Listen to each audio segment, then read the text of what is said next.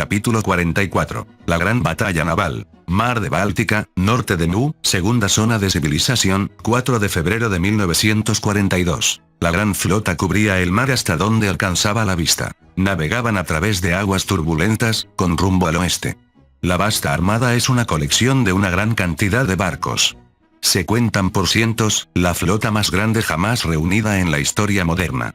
Estaban allí para castigar a los mestizos de Grabalcas por sus crímenes y deseaban restaurar su honor desafiando y escarmentando al enemigo. Pero la flota carecía de uniformidad en muchos aspectos. Variaba desde antiguos acorazados de hierro, ironclads, hasta acorazados tipo Dreadnought y portaaviones. La velocidad promedio de la flota era de unos 15-18 nudos, algo que los barcos de hierro apenas lograban mantener. El caos de reunir la flota repentinamente causó muchos retrasos.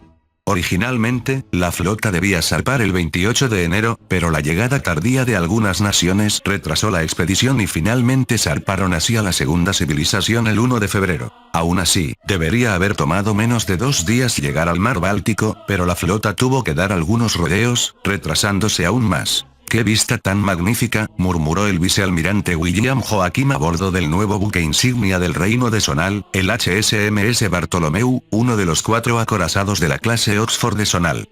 Fueron construidos en la propia Sonal con tecnología nacional y muchas innovaciones. Se construyó en respuesta a la gran carrera de Dreadnoughts del continente muano, que resultó en que Mu tuviera 24 Dreadnoughts, Magic Rage 14, Leifor 6, no pudieron construir más al ser conquistados, ni Grab 3 y Sonal 7. El alto mando ya se sentía atemorizado por el avance de Grabalcas, que ya se encontraba a varios kilómetros dentro de las tierras sonalitas y tenía planes de conquistar Mu a través de Inomawari. Todo el gobierno depositó sus esperanzas en esta batalla. No podemos permitirnos subestimar a los Grabalcas. La última vez que lo hicimos, perdimos nuestras fuerzas en Cartalpas, e incluso si tienen menos barcos, su poder aéreo es aterrador, dijo el comodoro Henry Renoir. No lo haremos. Debemos estar preparados para cada resultado posible de la batalla. Mu nos ayudó instalando cañones antiaéreos Flak en todos nuestros barcos el año pasado, aunque fuera costoso para nosotros.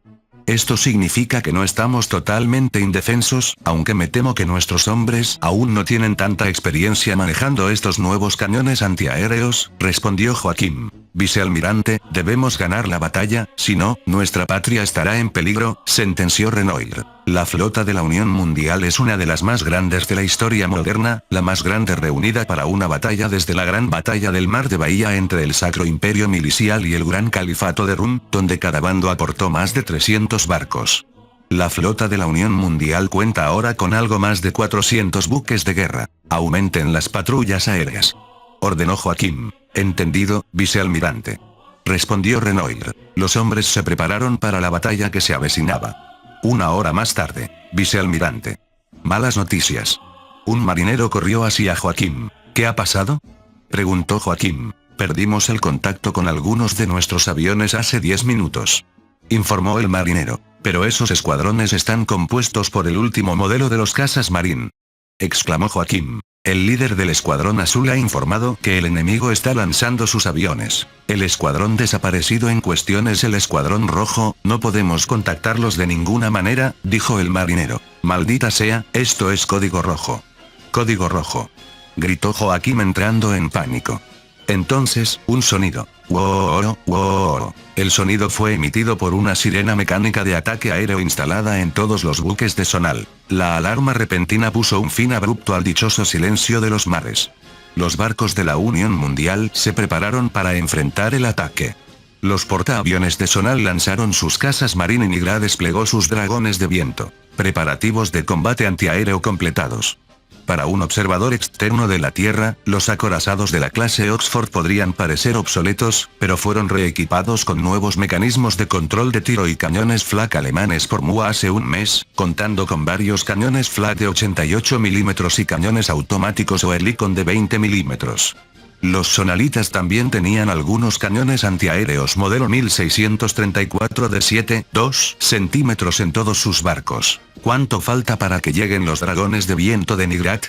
A este ritmo, nuestros aviones podrían verse abrumados, dijo Joaquim. Puede tomar tiempo, vicealmirante. Las fuerzas aéreas del enemigo nos están superando lentamente en número, necesitamos tiempo para agruparnos, respondió el comodoro Renoir. Mientras hablaban, los portaaviones sonalitas lanzaron sus casas y los marineros ocuparon los cañones antiaéreos. Algunos hombres mostraban su inexperiencia con los sistemas antiaéreos alemanes, habiendo sido entrenados apresuradamente por los muanos en pocas semanas. Aún así, deberían ser capaces de presentar una batalla razonable. Mientras tanto, escuadrones de dragones de viento de Nigrat, fuerzas de Nigrat en el exilio. El capitán Tancred del 5 Escuadrón de Dragones de Viento patrullaba los cielos sobre la flota de la Unión Mundial. Ordenó a los Wyverns descender de su altitud máxima de 2500 metros y vio al enemigo enfrentándose a las fuerzas aéreas de la Unión Mundial a unos 1036 metros.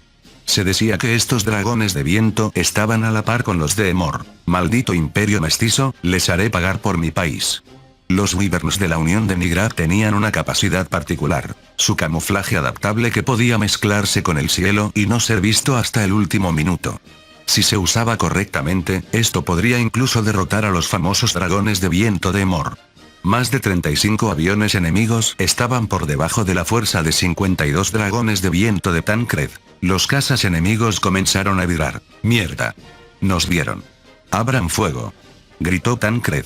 Más de 52 bolas de fuego fueron disparadas por los dragones de viento, cuyas ráfagas son mucho más rápidas en comparación con los Wyverns regulares o los señores Wyvern. Pero la mayoría de los cazas de Gravalcas habían escapado del peligro, excepto 3 desafortunados cazas que fueron incinerados por las bolas de fuego. Hicieron falta 52 bolas de fuego para matar a 3 enemigos. Esto es una estupidez total. Son demasiado ágiles, maldita sea. Los cazas enemigos se alejaron a gran velocidad de los dragones de viento. También son malditamente rápidos. Capitán. Aviones enemigos a sus 6. Llegó un mensaje por la comunicación de Maná. Tancred vio un avión enemigo colándose detrás de él para perseguirlo. Oh, no, no lo harás, dijo Tancred mientras viraba bruscamente. Al picar con su dragón de viento, vio balas mágicas de luz pasar zumbando a su lado, aparentemente en un torrente interminable. Si Tancred no hubiera picado, él y su dragón de viento habrían sido carne muerta. El enemigo giró el morro del avión hacia el dragón de Tancred. Esos bastardos astutos, murmuró Tancred. El enemigo no solo tenía una velocidad absurda, sino también una tasa de giro demencial. Las balas de luz despedazaron a su camarada, todo por la destrucción de solo 7 cazas enemigos más, que en sí mismos fueron disparos de suerte de los dragones de viento. En una hora, varios dragones de viento de Nigrat fueron aniquilados, quedando reducidos a solo 29. Tancred notó el mismo avión enemigo de antes, apareciendo de la nada, y disparó una ráfaga de 20 milímetros que hizo jirones las alas de su dragón. El propio Tancred recibió 3 disparos de 20 milímetros. ¡Ah! Gritó en agonía mientras el cadáver de su dragón de viento caía de los cielos. Los últimos momentos de Tancred estuvieron llenos de desesperanza e impotencia mientras veía al resto de sus camaradas ser masacrados uno por esos gravies. Al final, todo el escuadrón solo logró derribar 12 aviones enemigos a cambio de la pérdida de 43 dragones de viento. Puente de mando, acorazado MCNS Marmont, comunidad de Magikaraich en el exilio. Aviones enemigos picando hacia nosotros. El comodoro Coulon estaba asustado y sudaba profusamente. Se limpió con un pañuelo. Habían dejado que el enemigo se acercara demasiado. Ordenó a los artilleros antiaéreos prepararse para el combate. Los barcos de Magikaraich solían tener cañones antiaéreos tanto mecánicos como mágicos. El arma principal era el cañón automático antiaéreo milicial Ixion M1639, seguido por el cañón mecánico Muano SFC.KZ de 7,5 centímetros. Comiencen el ataque antiaéreo, ordenó Coulon. A los pocos minutos de transmitirse la orden, las tripulaciones de los buques de Magikaraich comenzaron a disparar de forma algo errática. Los cañones Ixion disparaban a ciegas. Algunos daban en el blanco, otros no tenían tanta suerte. Las dotaciones de los cañones de 7,5 centímetros disfrutaron de un éxito ligeramente mayor. Aunque la mayoría de los disparos fallaban, no era raro que un proyectil de 7,5 centímetros arrancara un ala entera de un avión del Gbei y lo destruyera. Pero la breve pausa al disparar los antiaéreos dio a los aviones de Gravalcas una pequeña ventana para picar y atacar a las fuerzas de Magikaraich. El avión enemigo ha soltado bombas. Todos a cubierto. ¡Bum! ¿Qué ha pasado? Preguntó Kowloon. Una bomba enemiga ha impactado en nuestra popa, el daño es superficial. ¿Qué hay de nuestra flota? Preguntó Kowloon. El repentino ataque enemigo ha destruido un crucero y 2 de nuestras cañoneras. ¡Hijo de la gran puta!, gritó Kowloon para sí mismo con rabia. Vio como algunos aviones de Grab-Alcas eran derribados, la mayoría por los cañones de 7-5 centímetros. Entonces vio a otros aviones enemigos picar y lanzar varillas de hierro al mar, que nadaban hacia su barco a gran velocidad. ¿Qué demonios es eso? Todo a estribor. Repito, todo a estribor. Evadan esa varilla a toda costa. Gritó Kowloon por la radio. A la orden, Cap. El oficial fue interrumpido cuando el torpedo hizo contacto. Impactó en el timón del barco y la nave quedó inutilizada. Los bombarderos enemigos llegaron como enjambres y lanzaron media docena de bombas hasta que una de ellas detonó el pañol de municiones. El barco explotó y se hundió. De una tripulación de 860 hombres, solo 156 vivieron para contarlo. Buque insignia HSMS Bartolomeu, flota de Sonal. Los aviones enemigos recorrían el cielo como si ya hubieran ganado. Naciones como Sonal, Nigrat y el Sacro Imperio Milicial, B, habían hecho lo posible por luchar. Por cada avión que derribaban, más parecían ocupar su lugar. Es como una marea interminable. La única salvación para los sonalitas eran sus cañones antiaéreos alemanes. El acorazado de Magicaraich, Marmont, se ha hundido. Los cruceros acorazados Bayard y Mustard de Agartha se han hundido. El crucero protegido Maya y las cañoneras Croix y Multe de Turquía se han hundido. Los cruceros ligeros Argos, Patos y Cosmos del Gran Ducado de Pandora se han hundido. El crucero ligero milicial Félix está dañado. La lista de bajas crecía mientras docenas de barcos estallaban en llamas por el constante ataque de las bombas del B. Los sonalitas derribaron 32 aviones enemigos, pero 2 de sus portaaviones luchaban contra incendios en cubierta provocados por bombas incendiarias de Grab-Alcas. El acorazado Townsend está gravemente dañado. Los torpederos enemigos se cierran sobre el Townsend. No dejen que esos bastardos se acerquen. Concentren el fuego en esos aviones. Gritó el oficial mientras el cielo se iluminaba con fuego de flak. 3 aviones enemigos fueron derribados en minutos, pero eso no impidió que soltaran sus torpedos. Crabom. De repente, un torpedo impactó en el ya lento acorazado Predreadnought Townsend, inutilizando la ya pesada nave. Luego, otro torpedo no visto impactó de lleno en el almacenamiento de munición secundaria bajo cubierta, provocando una explosión masiva. El Predreadnought se escoró a babor. Joaquín no pudo hacer nada más que observar o intentar rescatar a los marineros. Los ataques aéreos de Grab-Alcas parecieron disminuir temporalmente, pero dejaron más de 10 barcos destruidos en su primera ola y docenas más con diversos niveles de daño. Pese a los alardes de los miliciales sobre su armamento antiaéreo supuestamente superior, los cañones Ixion fueron incapaces de enfrentar tal cantidad de aviones y tendían a sobrecalentarse tras una hora de combate intenso. Buque insignia Grade Atlastar, Fuerza de Juicio Nacional, Imperio Grab-Alcas. Los aviones de Grab-Alcas ya habían destrozado a los aviones nativos y literalmente aniquilado a sus barcos. La mayoría de las fuerzas enemigas no eran tan aterradoras después de todo. Claro, sus Dreadnoughts o Predreadnoughts representaban cierto peligro al poder superar fácilmente en potencia de fuego a los cruceros de Grab-Alcas. Era seguro que ninguno de los barcos de la Unión Mundial poseía radares reales, salvo el radar mágico de algunas naves. Tenemos algo en el radar, Gran Almirante. A unos 22 kilómetros al noreste. Informó un oficial. Parece que nos han encontrado, ¿cuál es su opinión? Preguntó el Gran Almirante César. Señor, según nuestros informes, la mayoría de su aviación son lagartos voladores o biplanos basura. Pero los biplanos podrían evadir algunos de nuestros cañones antiaéreos por ser lentos y estar hechos de metales ligeros o lona.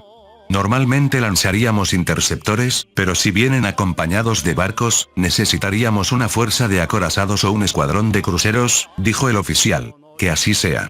Quiero poner a prueba sus números de todos modos, lancen los interceptores. Ordenó César. Sí, señor. Los portaaviones de Grab-Alcas lanzaron docenas de interceptores para enfrentar al enemigo. Mientras tanto, a cierta distancia de la flota de la Unión Mundial, submarino japonés I-15. Estaba a una distancia segura, salió a superficie con instrucciones de observar la batalla y los activos enemigos involucrados. Este submarino era parte de la primera flota aérea, la Kido Butai.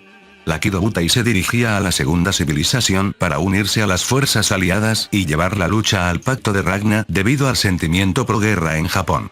El vicealmirante Chuichi Nagumo envió a Lee 15 para explorar la Unión Mundial y los barcos de Grabalcas. Se pensó que si la batalla iba bien para la Unión Mundial, o si al menos no eran aniquilados fácilmente, Nagumo desplegaría la Kido Butai para asistirlos.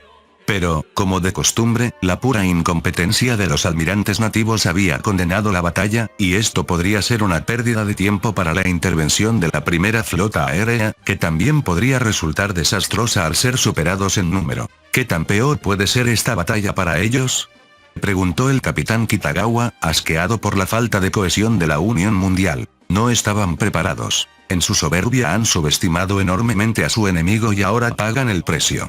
¿Cómo no se aprende de un error tan desastroso como Cartalpas? Carecen de un plan de batalla adecuado y arrastraron a un montón de barcos que merecen estar en un museo o en un desguace para enfrentar a los modernos Grabalcas. Los miliciales son muy irracionales, comentó el oficial Taro. Estaban condenados desde que dejaron que su ego de ser una nación civilizada los dominara. Este mundo todavía tiene una mentalidad feudal y medieval y se niega a cambiar. Bien merecen arder, sentenció Kitagawa. Los únicos que ofrecen algo de resistencia son los sonalitas, con camiones antiaéreos de fabricación alemana, añadió Taro. Esta no es una batalla en la que valga la pena desplegar a la Kido Butai. Sigan enviando actualizaciones a la flota principal, ordenó Kitagawa. Buque insignia Loto, segunda flota, Sacro Imperio Milicial. El mar comenzó a ponerse agitado, tanto que cualquier bote de pesca se habría volcado. Sin embargo, los poderosos acorazados del Sacro Imperio Milicial avanzaban como si partieran las olas. El comandante de la flota, el almirante Giuseppe Karen, observaba desde el puente. Alpha 2A, nave flotante de los cielos, despegando. La información sobre el progreso de la batalla llegaba al puente a través de las nuevas y avanzadas radiomágicas, mucho más fiables que las comunicaciones de Maná. Karen observó con orgullo cómo los Alpha 2A despegaban de los portaaviones miliciales. Este avión en particular era diferente de los cazas Alpha. Tenía un fuselaje más grande y resistente, diseñado como cazabombardero con una capacidad de carga decente, incluso capaz de transportar equivalentes mágicos de bombas de napalm. Pero incluso así, si un ingeniero aeronáutico milicial conociera a los ingenieros de Messerschmitt, Focke-Wulf, e Inkel, Bristol, Vickers, Supermarine, Lockheed Martin, Boeing, Bell o cualquier otra firma de la Tierra, se habría desmayado ante el puro poder de los aviones terrestres y su fiabilidad. Si se dieran cuenta de la patética excusa de fuselaje que tenía el ME, se habrían pegado un tiro en lugar de seguir trabajando con esa monstruosidad. Por ahora, las formaciones aéreas miliciales surcaban los cielos en una pulcra procesión, con muchos pilotos jóvenes celebrando ya su victoria futura. Pero pronto, sus esperanzas se verían truncadas. Formación aérea milicial, en el aire. Una formación de cazabombarderos miliciales rugía en el cielo. Los escuadrones estaban compuestos por algunas de las aeronaves más avanzadas del imperio. Su velocidad rondaba los 400 km/h, pero la actitud descuidada y el complejo de superioridad de los pilotos sobre su nación, sumados a su subestimación general, pronto les costarían caro. Tobon era el líder del tercer escuadrón naval. Hoy se sentía confiado, esperando que este fuera el día en que el gran imperio milicial expulsara a los salvajes del mundo civilizado, restaurando el orden global. A solo unas decenas de metros, vio a sus camaradas volando junto a él en una formación perfecta, un testimonio de su entrenamiento. ¿HM? ¿Qué? Tobon juró por Dios que definitivamente vio algo en las nubes, diminutas siluetas negras. ¡Mierda! Son cazas enemigos, exclamó Ebon. Su corazonada se hizo realidad al ver docenas de puntos negros acercándose más y más. El ataque enemigo viene desde la dirección del sol. Entonces, ¡wosh! Los aviones de guerra enemigos pasaron a toda velocidad junto a la formación milicial, superándolos. Tobon logró echar un vistazo a las máquinas que usaba el enemigo, las mismas que aterrorizaron a las naciones de la segunda civilización. Tenían hélices similares a las de Mu, pero aún así eran tan rápidos. Estaban pintados en una mezcla de gris y verde y llevaban un símbolo feo, una cruz celta, en sus colas. Podía oír el zumbido de sus motores. Ratatatatata.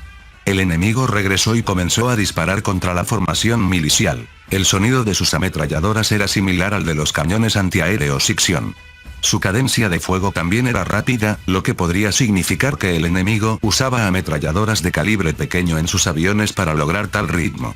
Pero Ebon recordaba que, entre los restos de los cazas miliciales en Cartalpas, algunos tenían agujeros masivos en su fuselaje o alas. El enemigo también podría contar con la potencia de un cañón automático de 20 milímetros. Vio a algunos de sus camaradas ser derribados por esa escoria Balkan. Bastardos. Hoy no. Dijo Ebon mientras viraba su casa e intentaba perseguir a un avión enemigo. Maldita sea, son demasiado rápidos. Maldijo Ebon. Pero no para mí. Añadió mientras se ponía a la cola de un avión enemigo. Ratatatatata. Ebon se anotó una baja Balkan. Finalmente, matar a uno de esos Balkans es extrañamente satisfactorio, se dijo Ebon a sí mismo. Hoy. Boom. Un caza Alpha justo a su lado explotó en llamas. Cuando Ebon miró de cerca, se dio cuenta de que era el caza de su viejo amigo y mentor, el comandante de ala Basil. Basil fue el mentor de Ebon cuando este era un piloto novato hace años. Ebon lo respetaba enormemente. El viejo Basil estaba tan cerca de su jubilación, la cual habría solicitado el próximo mes. Incluso presumía felizmente de que su joven hijo había abordado la prueba de evaluación escolástica imperial, ISAT, y ganado una plaza en el prestigioso Colegio Imperial de Cirujanos. Todo eso se fue por el desagüe. ¿Qué se supone que le diré a su familia?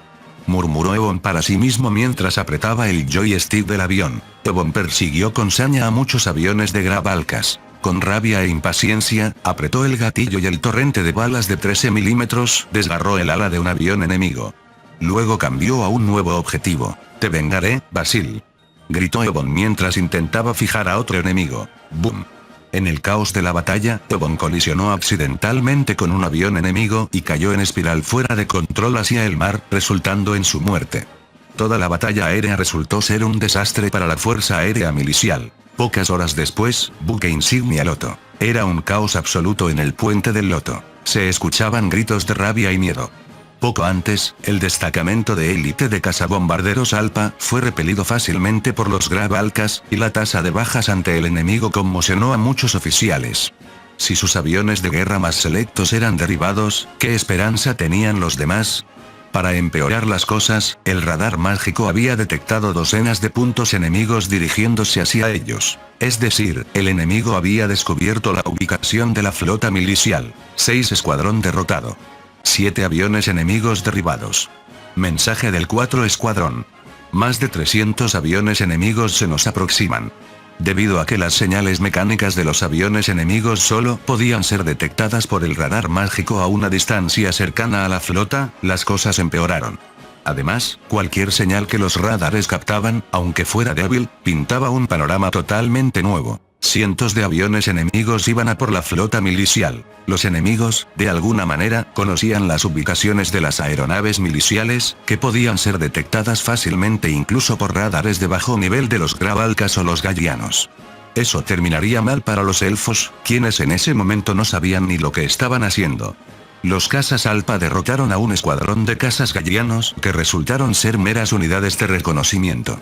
Más aviones enemigos, una mezcla de Gravalcas y Gallianos, se abalanzaron sobre la flota milicial. Prepárense para el combate antiaéreo. Todos los barcos comenzaron a recargar sus armas antiaéreas. Carga de energía completada. Canto de hechizo automático completado. Los cañones antiaéreos están listos para disparar. Aquí vienen, prepárense. La batalla fue intensa. Docenas de bombarderos en picado y torpederos atacaron salvajemente a los buques miliciales. Pero, a pesar de que los cañones antiaéreos de los elfos eran algo ineficaces, la cortina de trazadoras miliciales arruinó los planes de Gravalcas de un ataque limpio y preciso. La mayoría de los buques miliciales resultaron ilesos. Un puñado de naves sufrió diversos grados de daño, pero en general las cosas iban bastante bien para la flota milicial, por ahora. Flota milicial, al día siguiente. Este día, los ataques de Gravalcas se volvieron más intensos y los aviones se centraron en los lentos barcos capitales miliciales, principalmente los envejecidos acorazados clase bronce, pero también lograron localizar a los portaaviones miliciales y continuaron hostigándolos con ataques de bombardeo repentinos. Los cruceros Hydra y Tunic se han hundido. El portaaviones Vermilion está en llamas. Y indignante. Esto no debería estar pasando. La flota milicial, que se suponía era la más fuerte del mundo, ardía en llamas. El almirante Karen no sabía qué hacer. Cada momento que pasaba daba a los Grabalcas más tiempo para desgastar a la flota milicial. Mensaje entrante. Flota enemiga avistada hacia nosotros. Un crucero de batalla, 2 cruceros pesados, 4 cruceros ligeros y 16 destructores navegan hacia nosotros. Finalmente, una batalla para nosotros, pero la flota entrante ¿no es un poco pequeña? Preguntó Karen. Señor. Un nuevo informe. Una flota enemiga de más de 80 buques se dirige hacia la flota de la Unión Mundial. Parece que nuestro enemigo ha dividido sus fuerzas en 2. Entonces esta es la fuerza de distracción. Pero, honestamente, incluso así están masivamente superados en número por la Unión Mundial. Aunque con su poder, podrían arrollar a la mitad de la flota de la Unión antes de enfrentar resistencia real, analizó Karen. Los planificadores miliciales sabían que, a excepción de naciones como Sonal, Magikara y Chonigrat, la mayoría de los países habían traído buques de guerra obsoletos e inútiles que no servían para nada más que ser carne de cañón. Sonal, Magikara y Chonigrat tenían acorazados de verdad con armas antiaéreas reales, a diferencia de la mayoría de los buques de otras naciones que confiaban en extraños cañones automáticos o ametralladoras rotativas alimentadas por quién sabe qué. Almirante. Noticias. ¿Qué sucede? Tenemos un mensaje de código púrpura flash. ¿Qué? En la armada milicial, los mensajes urgentes se transmiten mediante una serie de mensajes flash desde el almirantazgo a través de matrices de comunicación de largo alcance. El código púrpura es uno de los más cruciales y se le debe dar la máxima prioridad, incluso en medio de una batalla. La transmisión tiene una señal de video, prepararemos el receptor, dijo el técnico. Algunos estaban desconcertados. Por supuesto, los mensajes de audio pueden transmitirse a través de radios mágicas de largo alcance, pero las señales de video requieren que los barcos estén en un radio de 12 kilómetros del continente milicial. ¿Qué podría estar transmitiendo esta señal de video? Todos los ojos estaban fijos en la pantalla receptora mágica mientras era configurada por la tripulación del puente y los técnicos. Entonces, el video se encendió. Un hombre con un uniforme extraño caminó hacia la pantalla y comenzó a hablar. Para mis homólogos militares, parece que están teniendo dificultades lidiando con las plagas de Grabalcas. ¿Quién es usted y declare su asunto con nosotros? Exigió Karen. Oh, almirante. Esto se debe a la benevolencia de su excelencia, dijo la figura. La persona se cruzó de brazos con una postura arrogante que enfureció ligeramente a Karen. Mis sinceras disculpas, mis amigos militares. Soy el Comodoro Meteos, comandante de una de las grandes superarmas del antiguo Imperio Ravernal, el acorazado aéreo Palchimera. Anticipando que nuestras fuerzas enfrentarían contratiempos ante los Grabalcas, su excelencia nos ha enviado para ayudarlos en forma de 2 acorazados aéreos. Entraremos en su espacio aéreo, no nos disparen. ¿El Palchimera? Muchos en la tripulación jadearon conmocionados. El concepto de la existencia del Palchimera era un secreto masivo entre las fuerzas armadas, existiendo solo como rumores entre la tropa. Incluso el almirantazgo imperial milicial fue mantenido en la oscuridad sobre el hecho de que el imperio poseyera tales superarmas. Para que su excelencia envíe tal nave, realmente es generoso. Escuchamos que una flotilla de barcos de guerra de Grabalcas se dirige hacia ustedes, ¿les importa si nos encargamos de ellos primero? Preguntó Meteos. En general no nos importa, pero recuerden que el ejército aún tiene su orgullo. Respondió Karen. Oh, dioses. No estoy insinuando que sean débiles, más bien vamos a mostrar el poder de esta antigua superarma. Al aniquilar la flota enemiga, elevaremos la moral de nuestros soldados y marineros que luchan en las líneas del frente en nuestras colonias, así como aquí. Los Grabalcas se atrevieron a subestimarnos. Ustedes estarán allí para ver cómo quedan sus caras cuando desatemos el Palchimera sobre ellos. Si tienen alguna queja, siéntanse libres de contactar a mis oficiales, dijo Meteos antes de colgar. El puente quedó en silencio y expectante, anticipando la masiva exhibición de fuerza que el Palchimera desplegaría contra los Grabalcas. De vuelta en el lugar de aplastar. Las flotas del imperio milicial están en caos. Eran fuertes solo de nombre, un mero tigre de papel. Un tigre de papel que los Grabalcas destrozaron. La flota combinada de Grabalcas navegó hacia la flota de la Unión Mundial, una victoria asegurada. Tras aniquilar a la Unión Mundial, los Grabalcas y los Gallianos se reagruparían para aplastar la flota milicial, destruyendo su poder naval para que fuera incapaz de resistir la próxima invasión de las colonias miliciales. De repente, un oficial de comunicaciones corrió hacia César. Informe de la corbeta Gallana Blois. Una aeronave extremadamente masiva se dirige hacia la flota enemiga. Por algunas señales, identificamos que esta aeronave pertenece al Sacro Imperio Milicial, pero... ¿Pero qué? Suéltalo ya. Ordenó César. Este avión tiene 200 metros de ancho y es básicamente un acorazado flotante, dijo el oficial. ¿Qué? ¿Cuántos de ellos hay? Preguntó César. Cerca de uno, señor. Vuela a una altitud de 500 metros sobre el nivel del mar. Nuestros barcos pueden derribar eso. Despachen un escuadrón de cazas, pero bajo ninguna circunstancia los cazas deben entablar combate con esa cosa. Ordenen mantener una distancia de 2 kilómetros. Instruyó César. Sí, señor. Aguas del mar de Báltica, cuarta flota de ataque de Grabalcas. Desde el exterior parecía un grupo de tareas modesto, pero por dentro estaba tripulado por oficiales veteranos. El crucero de batalla que servía como buque insignia de la flota de ataque era una unidad moderna, el Betelgeuse, votado hace apenas un año. Tenía varios sistemas de comunicación avanzada junto con nuevos sistemas de radar y control de tiro. Nos enfrentaremos, una vez más, a esos amantes de los árboles, que siguen estando tan confiados como de costumbre, dijo el contraalmirante Verdan. Bueno, nunca aprenden. Sembraremos el caos en sus filas lo suficiente para que la gran flota de César llegue aquí y los haga pedazos, añadió el comodoro Mosin. Verdan sonrió con suficiencia, pero la sonrisa flaqueó al ver al oficial de comunicaciones, quien parecía estar angustiado. ¿Pasa algo malo?, preguntó Verdan. Ese señor, recibimos noticias de la flota principal. Un acorazado flotante perteneciente a los miliciales se ha reagrupado con ellos y probablemente se dirija hacia nosotros. El gran almirante César nos ordenó extremar las precauciones. Él y partes de la flota principal se dirigen hacia aquí. Un silencio momentáneo inundó el lugar. Quiero confirmar su tamaño, ahora. Exigió Verdan. Sí señor, en ello. Mientras esto sucedía, el oficial de radar se levantó de repente. Estamos detectando algo masivo en el R-radar. Debe ser la cosa que informó el oficial de comunicaciones. Verdan corrió hacia el monitor de radio y se le cayó la mandíbula ante lo que vio. Una enorme mancha blanca que ocupaba la mayor parte de la pantalla del radar era visible, con aviones aliados aproximándose a ella. ¿Qué demonios? Esto es totalmente absurdo. La ansiedad de la tripulación y los oficiales se disparó. Ahora estaban a punto de luchar contra un enemigo que ni siquiera sabían que existía, y mucho menos cómo combatirlo. Un enorme acorazado aéreo. Esta batalla podría ser la última. Acorazado aéreo Palchimera, Sacro Imperio Milicial. La tripulación vio un escuadrón de aviones de Grabalcas volando hacia el acorazado aéreo. Aviones enemigos atacando. Los cañones mágicos ligeros antiaéreos de repetición rugiente tipo Atratates están listos para disparar. Los aviones enemigos están picando a una velocidad de 500 km/h. Prepárense para derribar a los aviones enemigos. Ordenó Meteos. Cañón Atratates fijando el objetivo. Fuego. El cañón Atratates es básicamente una versión mágica de un sistema Sirius de finales del siglo XX, imaginen un AK-630. Desató un torrente de proyectiles masivos contra el enemigo, derribando los aviones.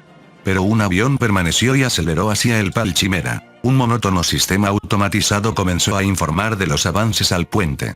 El avance enemigo se representaba en lo que parecía ser una pantalla azul tipo holograma. Bueno, nuestra defensa antiaérea falló con esa pequeña mosca. Podría estrellarse contra nosotros. Desplieguen el blindaje de partículas mágicas, ordenó Meteos. Siguiendo la orden de Meteos, la parte superior de la nave fue reforzada inmediatamente. En el armamento del antiguo imperio hechicero, los generadores de escudos mágicos son mucho más poderosos y tienen una salida inmensamente alta en comparación con los generadores regulares de los barcos miliciales. El área alrededor del Palchimera comenzó a brillar con una luz azul pálida. También chispeaba debido a la presencia de partículas mágicas. El enemigo aceleró más y más. ¡Kabom! El avión suicida se estrelló contra el acorazado aéreo, deshaciéndose en pedazos. No hubo daño alguno en el casco, aunque dejó un pequeño agujero del tamaño de un dedo índice. «Maldita sea, ¿perderemos oxígeno?», preguntó Meteos. «No lo sabemos, señor. Hemos presurizado el área, así que el oxígeno tal vez no se escape. Si hubiéramos activado el escudo antes, habríamos salido ilesos, pero ahora». Meteos envió un mensaje al Loto. Al almirante Loto. Hemos sido alcanzados por un avión suicida y sufrido un daño muy pequeño en el casco, lo que podría afectar nuestro suministro de oxígeno. nos retiraremos tras destruir la flota enemiga. Después de eso, dejaremos que el otro Pal Chimera, que está a unas 2 horas, tome el relevo, informó Meteos. Está bien, cualquier cosa con tal de que esos Gravies se encuentren con su dios Satán, respondió Loto. El Pal Chimera se preparó para atacar. De vuelta en el buque insignia Loto, el suboficial y el oficial de navegación estaban en cubierta charlando tras el anuncio. No puedo creer que hayamos poseído tales armas todo este tiempo, exclamó el suboficial. Lo sé, ¿verdad? Desde mis días en el HMMS Amethyst, había escuchado varios rumores sobre un departamento que existía únicamente para operar armas y tecnologías del antiguo imperio hechicero, comentó el oficial de navegación. Ojalá pudiera unirme a ese departamento. No podemos. Esa rama parece no estar conectada con las fuerzas armadas. Está compuesta por burócratas de alto nivel, espías, científicos y vete a saber qué más. Entonces los tipos que operan la nave no son militares. Podría ser. Esos peces gordos del ejército deciden quién puede siquiera echarle un vistazo a esa nave, ni hablemos de entrar en ella. Su conversación fue interrumpida por una transmisión. Un buque de guerra aliado entrará pronto en nuestro espacio aéreo. Todos los puestos, mantengan el fuego. Repito, mantengan el fuego. Los soldados miraron hacia el noreste, entrecerrando los ojos, y entonces lo vieron. Un objeto con forma de anillo flotando en el aire. Era rápido. Tan rápido que cerró la distancia entre él y la flota mágica en un instante. ¡Guau! Esa cosa es mucho más grande que un acorazado clase Mitril. Con un diámetro de más de 250 metros, es básicamente una nave con el logo de Mercedes-Benz, pero con una potencia de fuego al nivel del Yamato. ¿Cómo puede flotar algo así?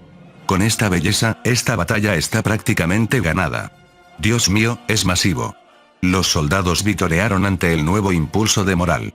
Durante días, fueron obstaculizados por los incesantes ataques de Gravalcas. Esperaban que los Pal Chimera pusieran un punto final a los Gravalcas.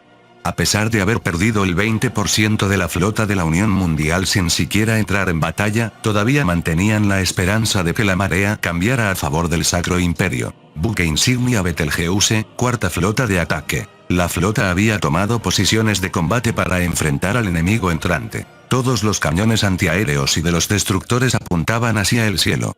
El contraalmirante Verdam y el comodoro Mosin esperaban con aliento contenido a que apareciera el enemigo. El oficial de comunicaciones Maxwell monitoreaba la radio cuando escuchó interferencias en las frecuencias utilizadas por los pilotos de Gravalcas. Mis queridos amigos de Gravalcas.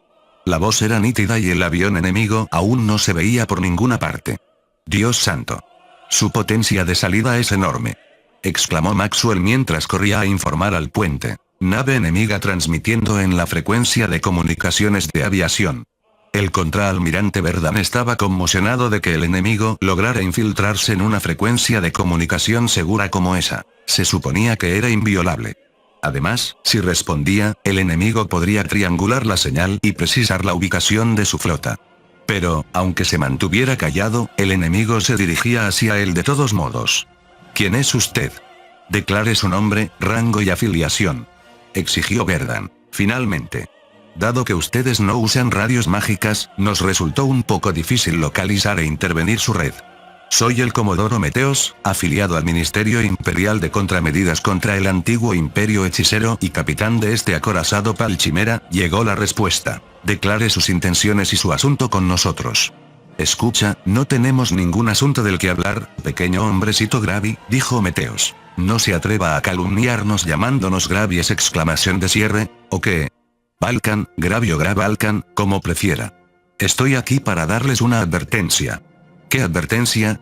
Verán, no tengo interés ni veo sentido en entablar una masacre desigual contra tipos mal informados como ustedes. Si se toman el tiempo de dejar de lado su ego y soberbia, verán en qué crisis se encuentra su insignificante florería de barcos. Solo quiero que vivan un día más para ver a sus familias. Den media vuelta e informen a sus superiores para que desalojen la euforia y terminen con sus pretensiones coloniales sobre la segunda civilización de una vez por todas, sentenció Meteos. No nos dejaremos engañar por un farol tan mediocre. Esta nave es del antiguo imperio Ravernal que asoló este mundo hace eones. Esta nave es un testimonio de su poder. Usted y su pacto de Ragna no pueden ni sostenerle una vela a la gloria del antiguo imperio hechicero. ¿Y se atreven a pisotear la tranquilidad pacífica de este mundo con su guerra mezquina? Usen la razón, piensen con sabiduría. ¿Cómo pueden siquiera hundir mi barco si ni siquiera está en el mar? No perderemos ante gente que siempre mira al pasado y se niega a reconocer la realidad. Usted y el imperio de Graf Alcas, a pesar de no poseer magia, se han mantenido firmes contra toda la Unión Mundial. Si no fueran bárbaros genocidas, habríamos considerado luchar contra ustedes como un gran privilegio en esta batalla. Una vez más, para su retrasado Meisu y sus secuaces, esta es la última vez que nosotros, los elfos, seremos lo suficientemente compasivos. Retírense ahora. No derramaré ni una gota de sangre si lo hacen. Esto es entre dos oficiales militares. Tienen mi palabra como hombre de honor. Silencio. Oye. Oficial Maxwell. Llamó Verdan. Ese sí, señor. Dígales. Váyanse al infierno. Ese señor. ¿Estás sordo? Dígales. Váyanse al infierno. Ese sí, señor. Maxwell transmitió inmediatamente las órdenes de Verdan al Palchimera. Váyanse al infierno. Las comunicaciones con el mes cesaron. La antigua superarma se lanzó hacia adelante, con las armas listas. Pronto devastaría a la cuarta flota de ataque. Es hora del gran choque, solo el tiempo dirá si es para bien o para mal. Fin del capítulo 44. El link a la historia del autor estará en la descripción.